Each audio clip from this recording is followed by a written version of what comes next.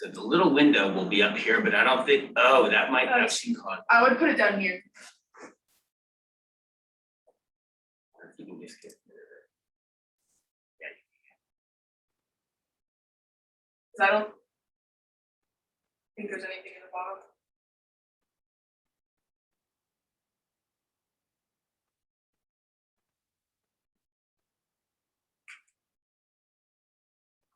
We're good. Where's the thingy?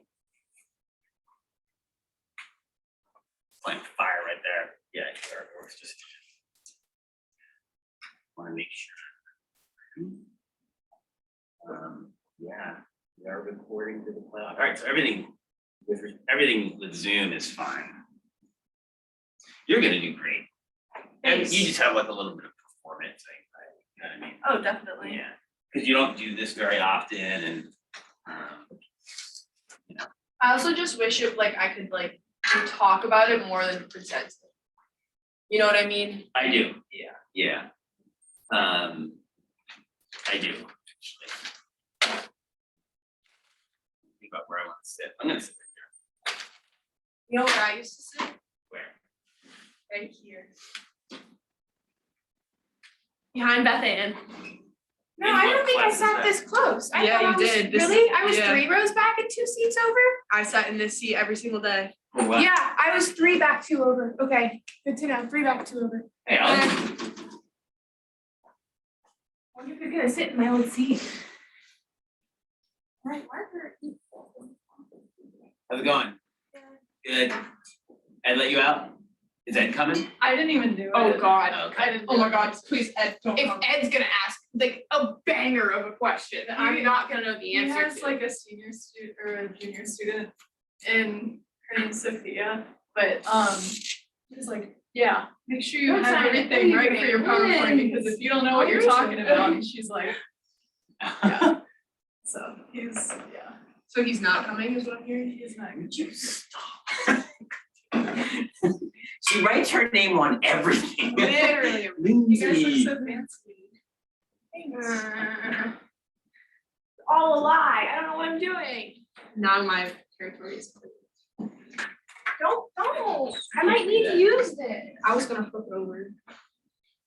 Just write it on the back. No.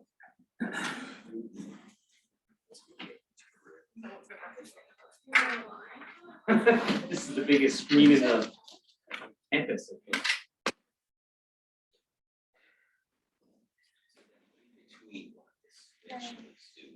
I can do that. You do. I can do I'm that. not. What do you mean? We just need to stop share and then reshare the new one. That's a Like, Scott problem. Yeah, without Zoom being. Okay. Yeah, that's. Where are you sitting, Beth? I don't know. Where do you want me to sit? Wherever you want to sit. Okay, I'm just gonna put my stuff there next to it. My stuff is upstairs. I sit in the front row. I wanna sit maybe next to it. What if I wanna sit there? Oh my gosh, it's like. Hi, Mom.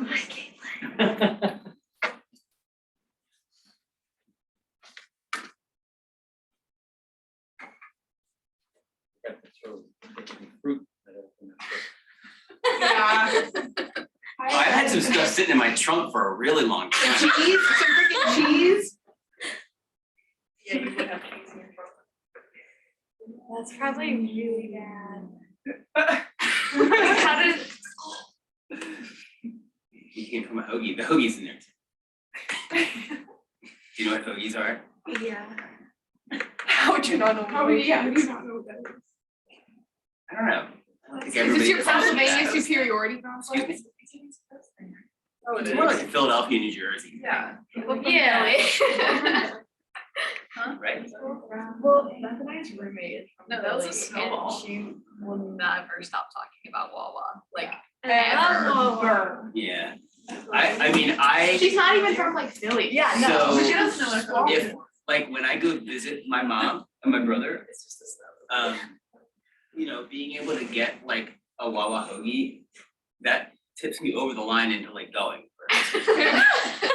You know, yeah. Well, I will say, We were talking about it the other day. My brother was like, I just like to be there. I just like to go to, I'll just hang out in Wawa. Becky, how'd it go? It's like stewards. Yeah, I made the mistake of annoying Mike a little too much earlier and now I'm scared. She does that.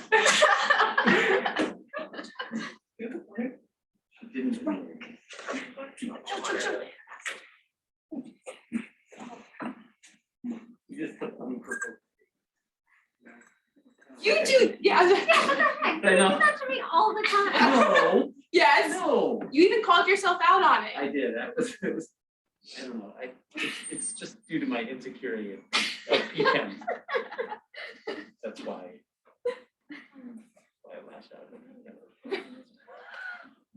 It's the only thing I hate. I'm gonna make you take it. I really should. And all the professors are like, Well, it's okay. Sometimes it's like.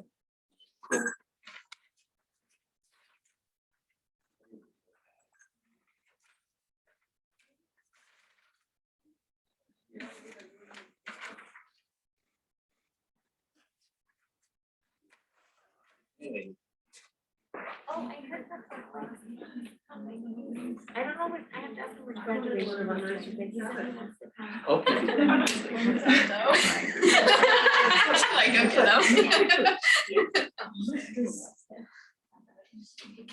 he's not coming. Caitlin, are you wearing your mom's sweatshirt? I am. I wore it especially for today. Oh, I made sure.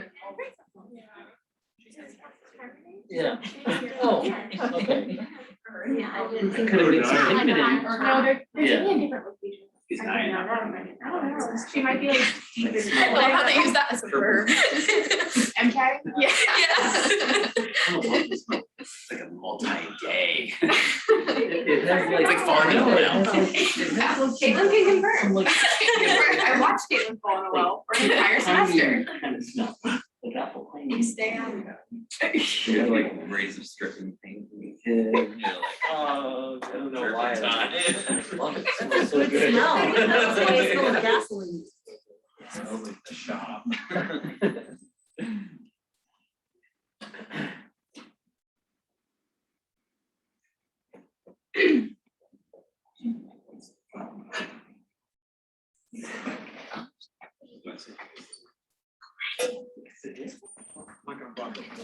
It's staying in the seating.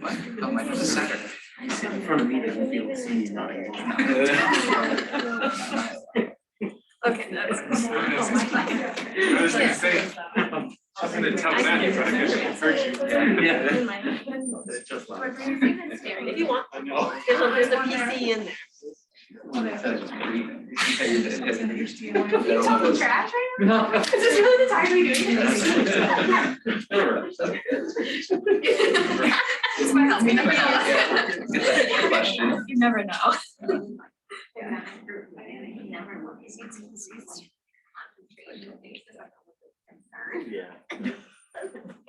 Oh my God.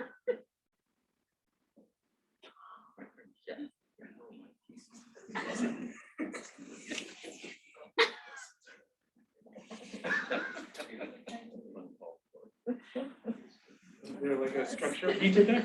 No. I did point though.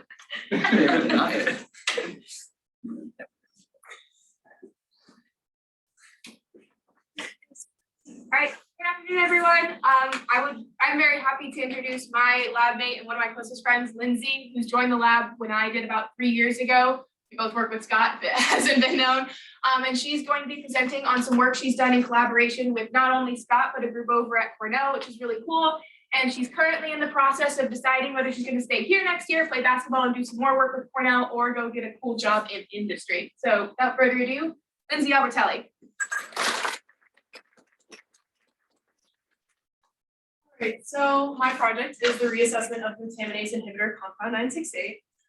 The reassessment part will make sense at the end, but compound 968 is an anti-cancer compound that targets the metabolism of cancer cells. So I'm going to go into a brief background of the altered metabolism of cancer cells. So as you may know, cancer cells grow and divide at a faster rate than healthy cells. And with that, Otto Warburg termed a sort of a classification of this altered metabolism called the Warburg metabolism or the Warburg effect. And there's kind of three main points with this. And the first is that cancer cells have increased glycolysis. So the glucose to pyruvate is occurring at 200 times faster rate in cancerous cells compared to healthy cells.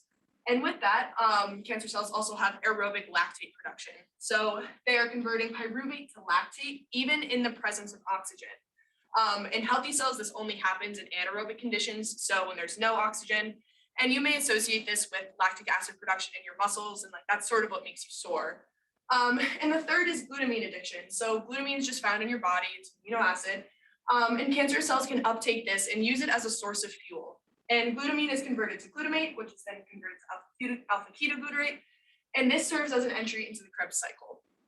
And a little bit deeper into this pathway, glutamine is deaminated into glutamate by an enzyme called glutaminase, which is then further deaminated into alpha ketoglutarate by an enzyme called glutamine dehydrogenase. And researchers have found that if you inhibit glutaminase, so if you inhibit the conversion of glutamine to glutamate, this actually serves as an anti-cancer therapeutic. And it does this by preventing, kind of cutting off a source of fuel for those cancer cells so they can no longer grow and divide. And so there are some known glutaminase inhibitors. BPTS is kind of the most widely known inhibitor. And this is its crystal structure. In the blue and the teal is the glutaminase, and then the white compound in the middle is BPTS bound to glutaminase. And then CB839 is actually a derivative of BPTS that's in clinical trials right now as an anti-cancer therapeutic. Compound 968 is the compound that I worked with. It was found as a glutaminase inhibitor by the Sarione lab at Cornell.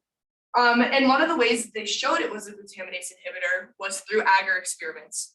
And so, as you know, cancer cells can grow and divide on soft agar because they don't need to be anchored to anything, whereas healthy cells don't need to be anchored. And so you can see the colony formation in the control on the soft agar.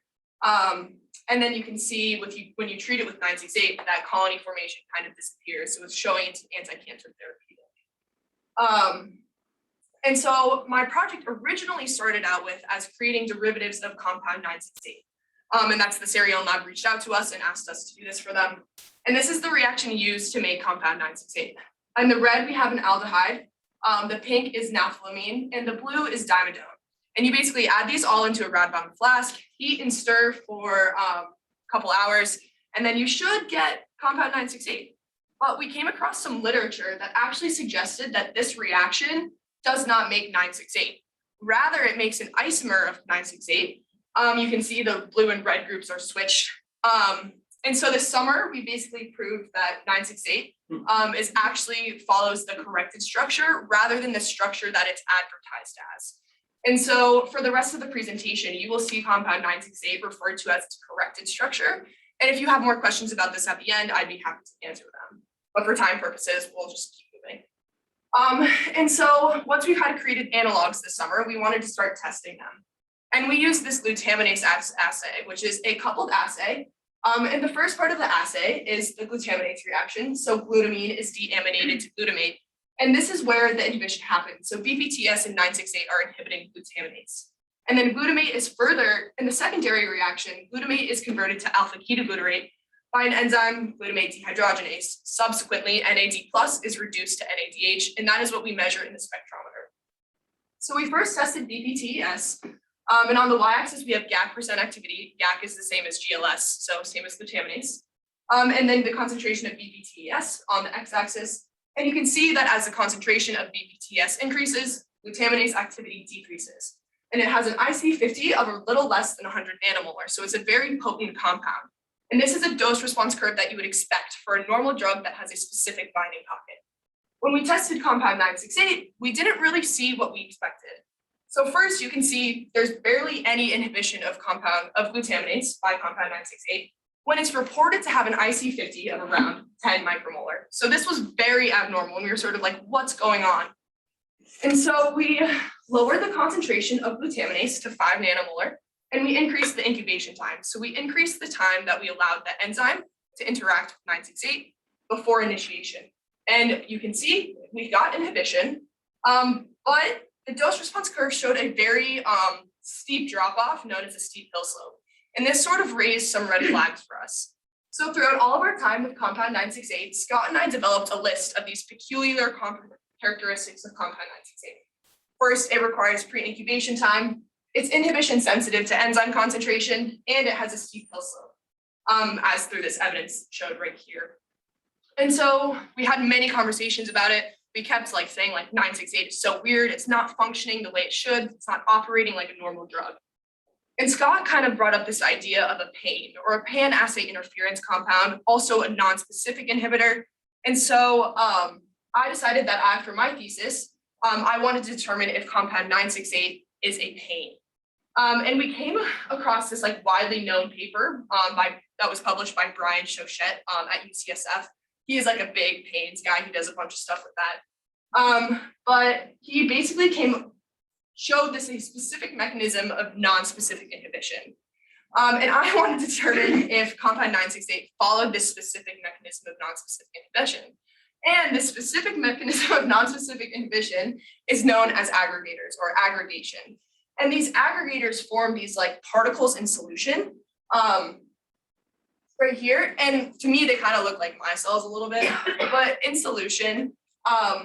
And then when you add the enzymes stick to the outside of these particles in a non-specific way. So any part of the enzyme can stick to the outside of that particle, and the particle also can stick many different types of enzymes. So it's non-specific.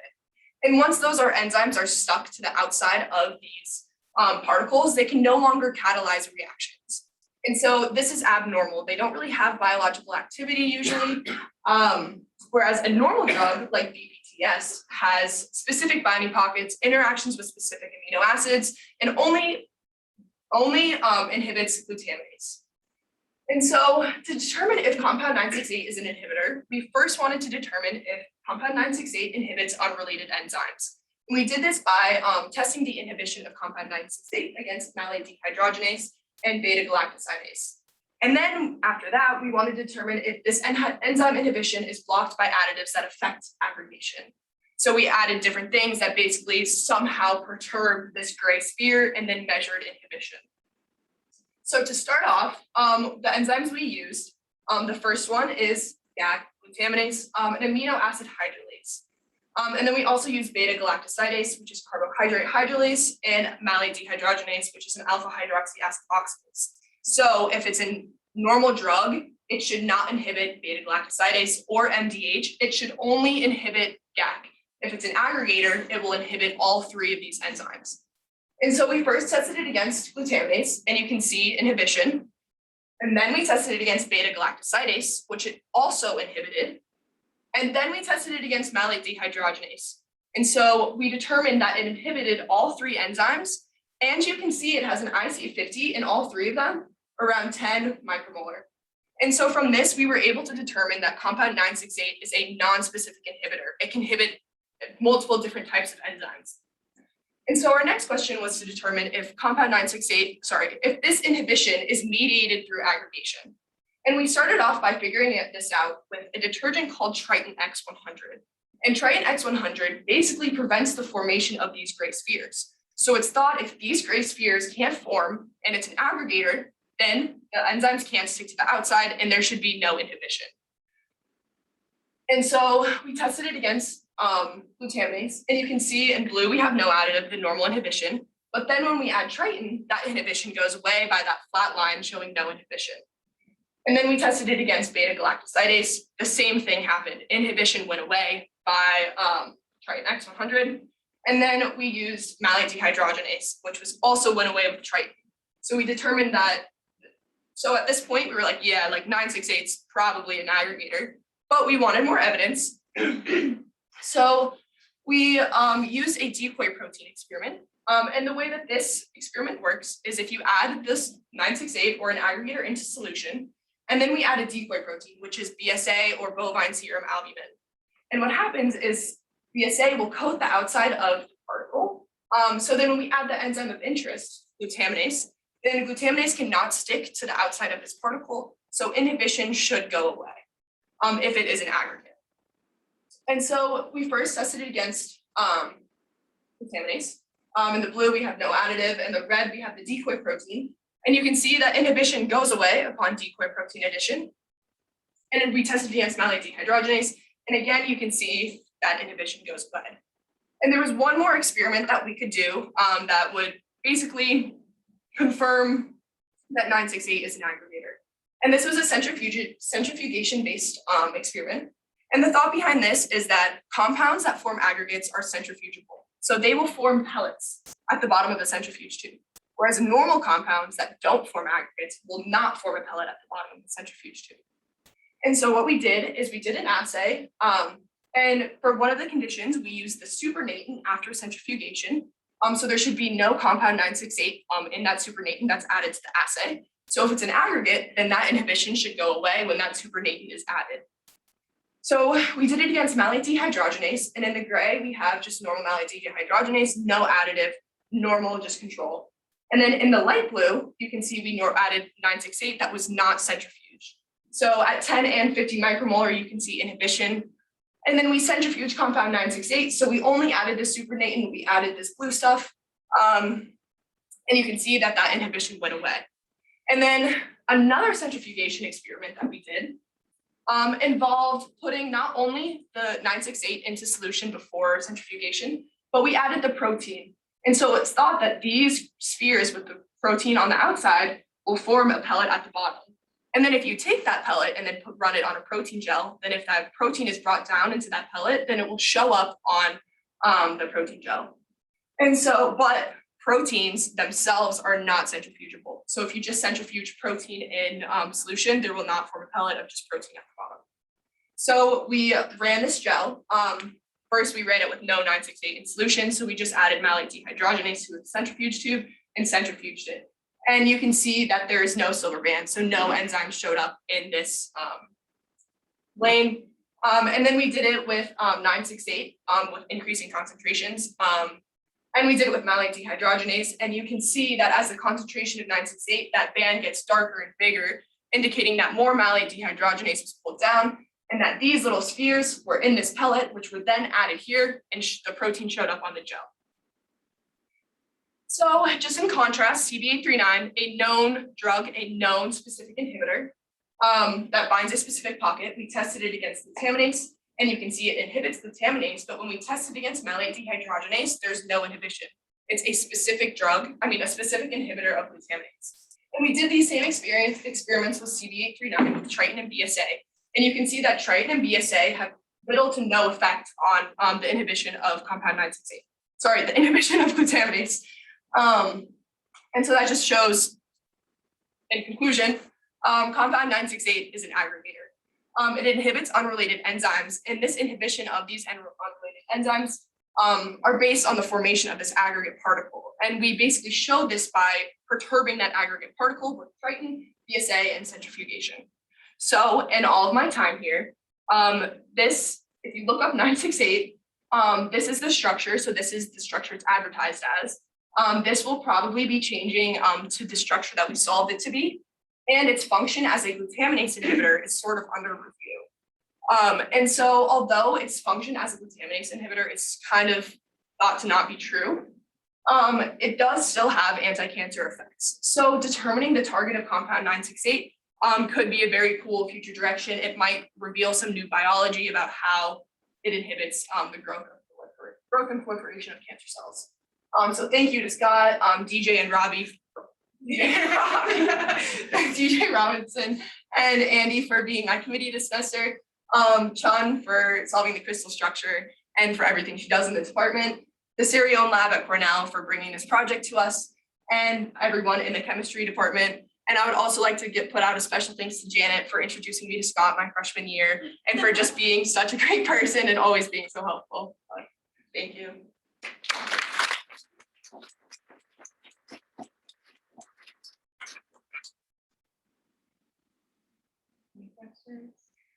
Yeah. Did the isomer develop only when you did the combination, or is the one from Sigma Aldrich also incorrect? So this is sort of the evidence of how we figured it out. So the green one is 968. We bought it from Sigma and it's advertised as its known structure. We made 968 and then we also bought the isomer of 968 that's advertised as the isomer from Chemdiv. And they all have the same NMR. And then we solved the crystal structure of our synthetic material. And it was the isomer. Okay, so this is NMR spectrum, and so you can see like all of the peaks are the same. And what peak would you expect to be around? That's a great question that I don't know. Maybe Scott, do you know the answer to that? Well, it would be different in some way. Yeah, it would be different in Yeah, some way. We don't know sometimes exactly have what a it would unique be. spectrum. Yeah, because there's no NMR of the other one. You know why it's an aggregator? Like, what's the property that's causing this? It's not really known what that property is. It's just the way it functions in the solution. Yes, sorry. So I had to ask. No. Did you do any like NOE experiments to see like which protons were close to each other? You know, like, okay. We did carbon NMR and those were also the same. And we also tested them, all 3 different compounds against 968 and against glutaminase, and they all have the same inferiority capacity.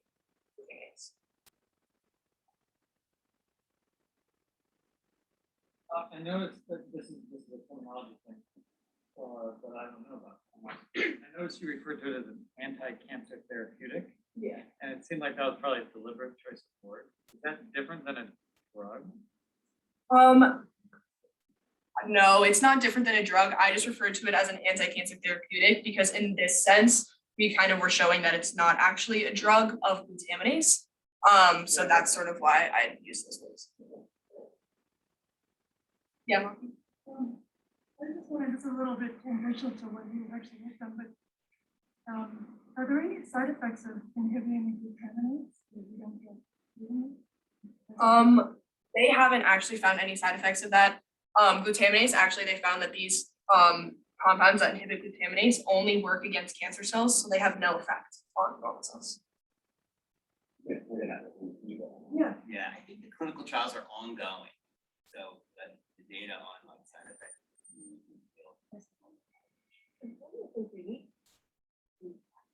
Yeah, you would think, right?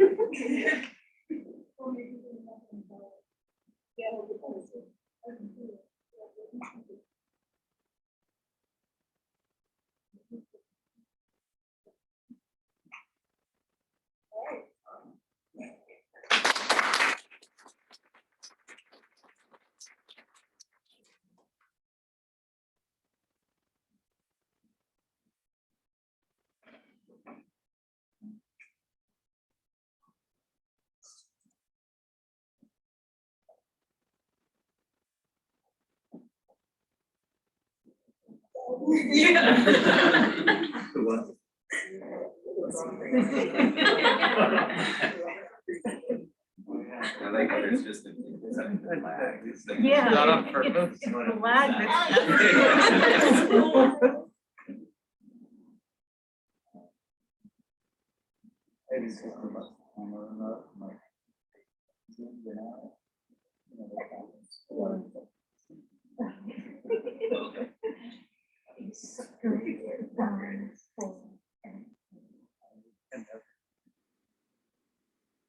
So this is Beth. She also started with Scott at the same time I did. She is talking about something a little different, but she's going to Cornell next year to pursue her doctorate in natural biology. But yeah, here's Beth. We do be letting anyone in now. All right. In the beginning, we haven't even gotten to the fun part. So, like Lindsay mentioned, my name is Beth. My thesis project is titled Towards an Electrophilic Inhibitor of Bacterial Quorum Sensing Synthase TOF-I. So, long story short, not cancer. So, there's a few things we're going to cover in this presentation, but the first thing is most pertinent is an overview of what quorum sensing is. So, quorum sensing is a method of cell-to-cell communication utilized by bacteria to coordinate population size with gene expression. In essence, it's a way of bacteria to speak and listen to one another in order to engage in group behaviors cooperatively. They do this by means of a small molecule called an autoinducer, which I illustrated as a little yellow bubble. You can think of this like a word that is spoken by bacteria and listened to by bacteria. There are two main proteins in this quorum sensing system, the first of which is the autoinducer synthase, shown here in pink, which, as the name suggests, synthesizes the autoinducer. Once this happens, the autoinducer is able to diffuse freely through the bacterial membrane into the extracellular environment. Now, as the population of bacteria in a given area increases, so does the concentration of autoinducer in the extracellular environment. Eventually, it reaches a point where the autoinducer is able to diffuse back through the bacterial membrane and bind the second protein in the system, the autoinducer receptor. When this happens, the receptor undergoes a conformational change, which allows it to bind DNA and activate the transcription of target genes.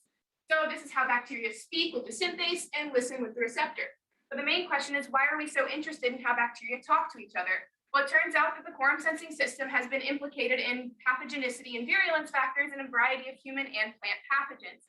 So by stopping this non-essential communication pathway, it presents a novel opportunity of designing anti-virulence compounds that don't impose selective pressure because they don't kill the bacteria. In reality, though, gram-negative bacteria's autoinducers do not look like little yellow bubbles. They look like this. The conserved structure among gram-negative bacteria is called an acylated homoserine lactone, shown here, which is conserved among species. And the main differentiation occurs in oxidation at the C3 position, so the presence or absence of that carbonyl group, and acyl tail length. Like I mentioned, the quorum sensing system is a drug target, and since there are two main proteins involved in the system, there are two main methods of inhibition. The first of which, shown in panel A, is receptor inhibition. So if I draw your attention to the extracellular environment, you'll notice that there's not only just little yellow bubble autoinducers, there's also a purple bubble, which is the receptor antagonist. The receptor antagonist outcompetes the autoinducer to bind and inhibit the autoinducer receptor, thus preventing the transcription of target genes. The autoinducer synthase, however, is unaffected. It's still able to produce autoinducer, but the presence of the antagonist kind of outcompetes it. This creates a bacteria that is functionally deaf. It can still speak by producing its own autoinducer, but because the antagonist is bound to the receptor, it can no longer hear. So this compound is like the bacterial equivalent of earmuffs. If we look at panel B, this is the second mechanism of inhibition. If you notice in the extracellular environment, there's no more autoinducer. This is because there's these gray triangles, the synthase inhibitor, that blocks the formation of autoinducer by inhibiting the synthase. You'll notice that the receptor remains unaffected, but you still get the same response, no transcription of target genes. Bacteria is no longer able to speak, and just because it can still listen, there's nothing for it to hear, so you don't get the same response. So this creates a bacteria that is functionally mute. It can still listen for things in the environment, but it can no longer speak by itself. So if you want to think of this compound like putting duct tape over its mouth. Of these two mechanisms of inhibition, we're more interested in synthase inhibition for the reason that there are only two published synthase inhibitors. There are literally thousands of receptor antagonists, and this has been developed as a common drug target in prior research, but synthase inhibition is largely undeveloped. This structure down here is known as J8C8. It's the only other published inhibitor of an autoinducer synthase, and this is its crystal structure right here called TOF-I. TOF-I is a synthase that J8C8 kind of antagonizes, but this is the only other known synthase inhibitor besides ours. So now this is how we inhibit the synthase, but how does the synthase actually work? How do we design these compounds? So our synthase of interest is CEP-I. It's from the bacteria Burkholderia senocypacia, which I believe is a human pathogen. And CEP-I synthesizes the C8 autoinducer, and C8 just refers to the number of carbons in the acyl tail here, shown in green. This autoinducer is synthesized by a combination of S-adenosylmethionine, or SAM, and acylated acyl carrier protein, acyl-ACP. First step of the mechanism is just a substitution reaction in order to form this amide bond and kick off the IOACP. And then there's this lactinization step, the transition state, which separates the autoinducer from methylthioadenosine, or MTA, the side product.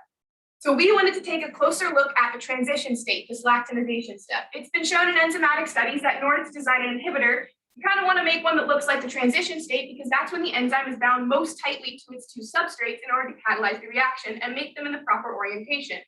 So if we look at the transition state, we look at the transition state structure shown here, and we look at our first synthesized inhibitor, JKR1, named after a prior student, Julian Kellner-Rogers, you'll notice remarkable similarities because they include both the lactone moiety and the adenosyl moiety here. So it matches the transition state, which is why in this data, this dose response curve, you see as the concentration of JKR1 increases, the activity of the enzyme decreases. So this is kind of proof that this design method does work. But why stop here? This is where I kind of stepped into the picture. Over the summer, about 2 years ago, I gained this mania for covalent inhibition. And so I decided, what if we make this a covalent inhibitor? So structural analysis of TOFI, the enzyme inhibited by J8C8, has shown the presence of a cysteine residue way back in the acyl tail binding pocket. By sequence analysis, this cysteine residue is also present in CEPI, our enzyme of interest. So my whole idea is in this big box here. What if we change the terminal methyl group on JKR1 to an electrophile in order to bind this cysteine? This has been done in the past in prior drugs, so why can't we try it as well to develop the first covalent inhibitor of any quorum sensing enzyme? The 3 electrophiles that I wanted to focus on were first this bromine atom, then an acrylamide, and an isothiocyanate. Now, I'm allowed to have a favorite electrophile because naturally. So my favorite electrophile is the acrylamide, and mainly because it has been shown in prior pharmaceuticals to be an effective inhibitor of cysteine residues. So this is osimertinib, an EGFR inhibitor used in non-small cell lung cancer, and this is sotorasib, which obviously I have to talk about, a KRAS G12C inhibitor. And these acrylamides are shown in both compounds because they both target cysteines on their respective proteins. So this is a known and shown method that I wanted to test out as well. So that's the idea. This is how we're going to make them. So my first target was the synthesis of bromo-JKR shown here. It's probably the easiest one to kind of functionalize. And so this is what we're trying to do. We're starting with 2 separate reactions that we're going to bring up these starting materials and then combine them together. So up top, we're starting with allyl lysine, using a Bach group to protect the amine, and then using MBS and THF to do this bromo-lactinization reaction. It's pretty cool. And on the bottom, simultaneously, we're bringing up our thioadenosine. So we're starting with isopropyridine adenosine, using thioacetic acid to do a Mitsunova reaction. And now we have both of these products to begin with. We're going to combine them together with sodium methoxide and methanol in order to make this bond. So it's starting to resemble our final structure. The last thing we have to do is add the acyl tail. The acyl tail is added by deprotecting the Bach group with trifluoroacetic acid, and then adding on this bromo-octanoyl chloride with TEA to make this other amide bond shown here. And then we just remove the acetal protecting group on the bottom of the isopropyridine adenosine with a 1-to-1 mixture of formic acid and water. One thing I wanted to note about the strategy of this synthesis is our electrophile is a bromine. We use a bromine as a leaving group here. So we can't add the acyl tail before we do this coupling step because there's kind of no way to determine where the reaction is going to happen. So we had to push this off until the end. So 1 electrophile synthesized. Now it's time to move on to the 2 others we proposed. Next is the synthesis of the isothiocyanate JKR or ITC. So this is our target right here. A very similar beginning process. We make that Bach bromolactone, but this time we actually deprotect it first because we're simultaneously bringing up this azide like acid chloride because we're going to add the acyl tail on in the beginning since this azide isn't going to pose any problems for the remainder of the synthesis. We're going to couple those together with DIPEA to form the amide bond shown here. Once again, Mitsunova reaction to make our thioadenosine, couple them together, and now we're here. We're 2 steps away from the finish. We need to do a Staudinger reaction to convert the azide, into an isothiocyanate and then deprotect the acetal on the bottom. But because of the low yields of the prior reactions, we didn't have enough of this compound in order to continue with the Staudinger condition. So we kind of stopped here just as an azide, which is a non-electrophilic JKR. So in future, if we wanted to run the synthesis again, we're going to have to up the ante on it. So with that in mind, we're going to start to the final electrophile, the acrylamide shown here. Very similar beginning steps. We make the Bach bromolactone, but in this case, instead of using our regular acyl tail, we're using Bach GABA shown here. So we're using DCC to make the amide bond, this coupling reaction. Same Mitsunova reaction, and then stick them together with sodium methoxide and methanol, or so we thought. When we took an NMR of this compound, the Bach group just disappeared. So we're not entirely sure what we made, but it wasn't this because the Bach group is usually pretty easy to characterize on an NMR spectrum. So if that's not there, we're not entirely sure what this reaction yielded. Regardless, we have 1 electrophile made, and now comes the fun part. We have to figure out how to test it. So I mentioned earlier that J8C8 is an antagonist of TOFI, and TOFI is a related synthase to our enzyme CEPI.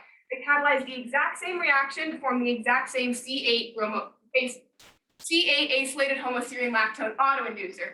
When we figured this out, we thought, why not have both of these enzymes kind of up and running in order to do further testing? So over the summer, I purified TOFI, and now we have 2 enzymes to test against instead of 1. The first thing we did when we got our TOFI purified was ensure that JKR1 was still a reversible inhibitor of both enzymes. Since they catalyze the exact same reaction to form the exact same product, they should have the exact same transition state, and so our transition state mimic inhibitor should function on both.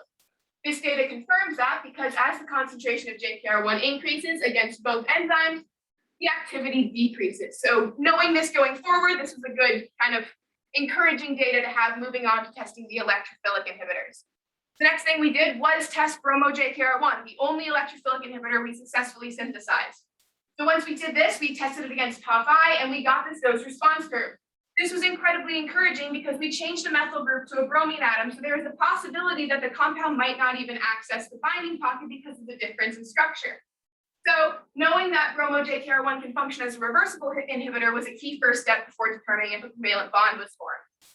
Our next assay was to determine if this covalent bond was formed. This was done by what's called a jump dilution assay. So jump dilution assay is done in a 96-well plate, or for my purposes, a 4-well plate. We're starting with a concentration of bromo-JKR1 well above its IC50. So here it's at 10 micromolar, and we're incubating it with TOFI. What we're going to do next is we're going to dilute that mixture 30-fold into the full assay contents. So this is going to effectively wash the concentration of the drug down to a concentration below its IC50, where we should not expect to see inhibition. So in the dark red, we should expect to see inhibition. In the light pink, once it's in the full assay mixture, we should not. If our compound is covalent, these are the results we expect to see. So JKR1 is kind of our control. It does not matter how much time it spends incubating with TOFI, it is not going to form a covalent bond. It's a non-electrophilic reversible inhibitor. So no matter how long we let it sit with TOFI, be it 0 minutes, so immediately dilute into the assay, put it in the instrument, run it, or let it sit for 3 hours and then dilute and run it, we should not see any difference in inhibition because it's still functioning at a 0.33 micromolar concentration.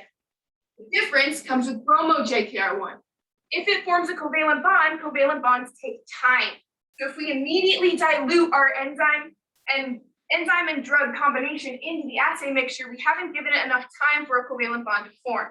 So we should see no inhibition. But after 3 hours of incubation time, that should be plenty of time for a bond to form between the synthase and the compound. So this means that when we do the dilution, it shouldn't matter because they're permanently linked together. So we should still see inhibition even at that sub IC50 concentration. So keep in mind, this is what we expected to see. This is our data. Let's walk through it a bit. No enzyme, we shouldn't see any activity. Here's full enzyme TOFI activity. JKR1 was our control shown in blue. We shouldn't see any inhibition at either time period.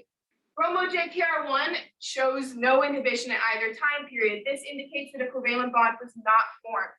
Because there is no inhibition shown here, this bar should have dropped down if we had a covalent bond formed, so we did not form a bond between bromo-JKR1 and TOFI. So kind of to wrap up the past few years of my time in the lab, 3 things have happened. New molecule, new enzyme, it works. So we synthesized 1 successful electrophile bromo-JKR1, and we purified TOFI, the related enzyme, to SEPI, and we confirmed that this electrophilic derivative of JKR1 still maintains some reversible inhibition against the enzyme. This is kind of key moving forward if we're going to keep making changes to the end of the acyl tail. Some future directions would be to switch to J8C8, that other known inhibitor of quorum sensing synthase. You don't have to be an organic chemist to kind of see that this looks a lot easier to make than JKR1. The synthesis is quite simple, and that means it's easier to functionalize at this end position in order to add electrophiles. So the flash to bang from synthesis to testing isn't going to be as long. So we're able to make more derivatives of this compound and determine if a covalent bond can even be formed in the first place, if that cysteine is even going to be reactive if we put an electrophile near it. So future students in the lab might have a lot less time synthesizing things. So lastly, gonna hit the brakes on the science for a bit and embarrass a few people in this room. So on this slide are some of my closest friends and best mentors. Honestly, it's been a pleasure being able to interact with these folks over the past few years. And I could stand up here for like 20 minutes and talk about it, but I'll spare the details. The only other thing I wanted to mention is that 3 years ago, I sat 3 rows back and 2 seats over from 9:25 to 10:40 a.m. on Tuesdays and Thursdays. And that's kind of where everything started for me. And I don't know where I would be if it weren't for that class and the person who taught it, who I'm trying not to make eye contact with. So that's the reason I wanted to do work in organic synthesis. Is the reason I'm pursuing a PhD in chemistry. The reason I'm standing up here. So kind of a good full circle moment to be standing in the same spot. Thank you all again for a great, pandemic aside, strange 4 years. And I wouldn't have changed any of it for the world. So with that, any questions?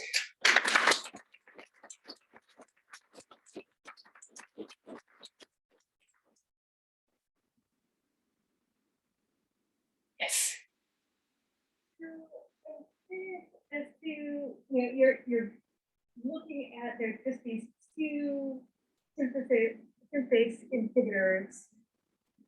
Do you think that there are so few of them simply because people haven't been looking for compounds that work in this way? Or is there something biochemical there that would explain why there's only a limited number of things that'll work?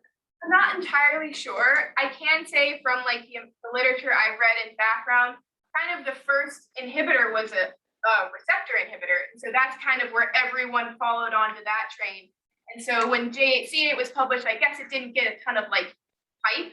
And so everyone's been so focused on receptor inhibition instead of synthase inhibition. So I'm not entirely sure why everyone kind of bandwagoned the receptor, but there are 2 published synthase inhibitors. There might be a huge number of. There might other be kinds of like things plenty that work. more that just have yet to be kind of tinkered with. Are you concerned when you add your electrical group that it will change the permeability of that member and it won't be able to access? Yes, in future, yes. So we're not doing any cell-based assays right now. It's just like purified enzyme. And so once we get to a point where this could be a more drug-like compound, right now, we look back at what JPR looks like. This is not a very good drug-like compound. It's huge and polar. So we'd have to do some more tinkering with it in order to talk about like permeability assays. Yes. I just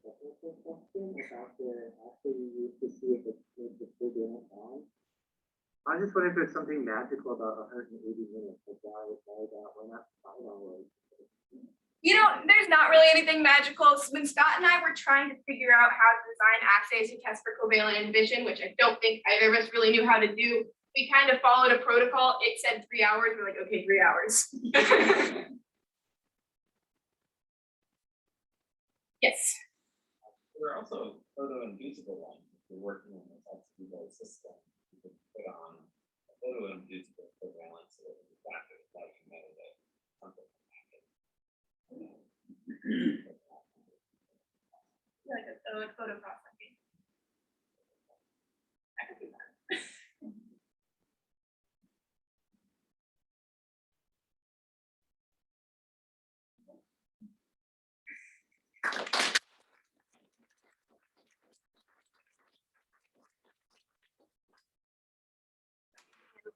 I'm not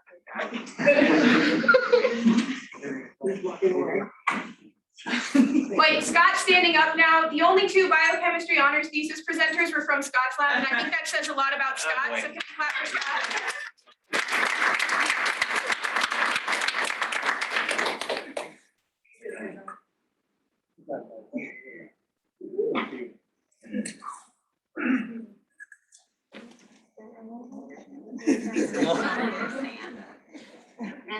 And maybe I have to make a decision.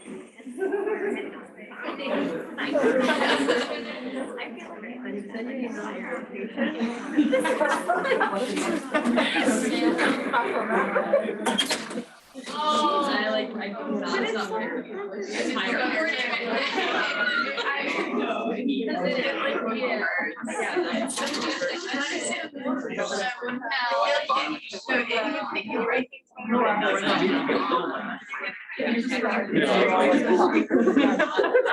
Oh, wait, gave me some Band-Aid. Oh, I was like, you don't have nail clippers? Oh.